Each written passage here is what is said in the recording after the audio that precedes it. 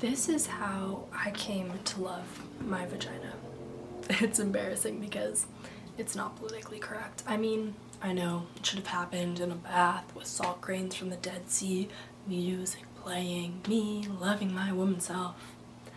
I know the story. Vaginas are beautiful. Our self-hatred is just the internalized repression and hatred of the patriarchal culture.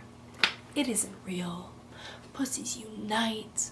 I know all of it. Like, if we'd grown up in a culture where we were taught fat thighs were beautiful, we'd all be pounding down milkshakes and Krispy Kremes, spending our days lying on our backs, thigh expanding. But we didn't grow up in that culture. I hated my thighs and I hated my vagina even more. Thought it was incredibly ugly. I was one of those women who looked at it once and from that moment on I wished I hadn't. I mean, it made me sick. I pitied anyone who had to go down there. In order to survive, I began to pretend there was something else between my legs.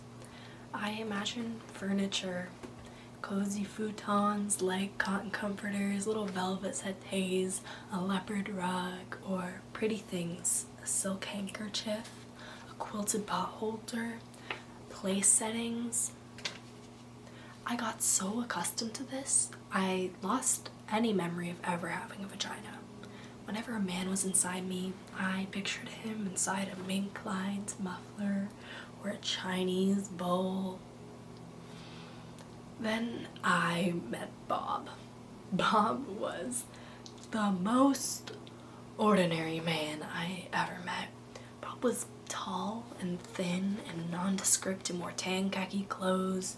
He didn't like spicy food or listen to Prince. He had no interest in sexy lingerie. In the summer, he spent time in the shade.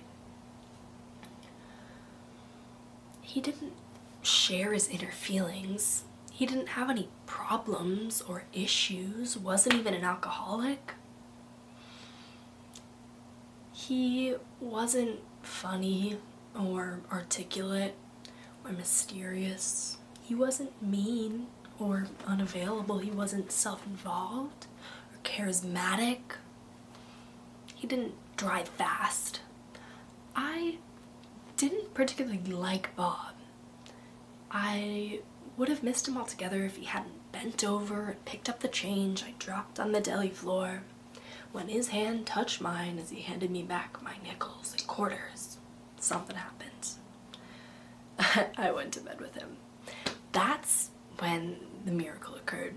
Turned out Bob loved vaginas. He was a connoisseur. He loved the way they felt, the way they tasted, the way they smelled, but most importantly, he loved the way they looked.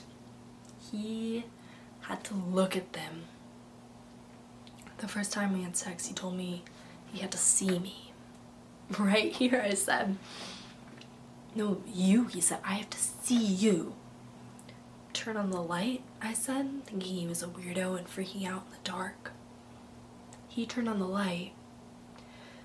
Then he said, okay, I'm ready. Ready to see you. Right here, I waved. I'm right here. Then he began to undress me. What are you doing, Bob? I said. I need to see you, he said.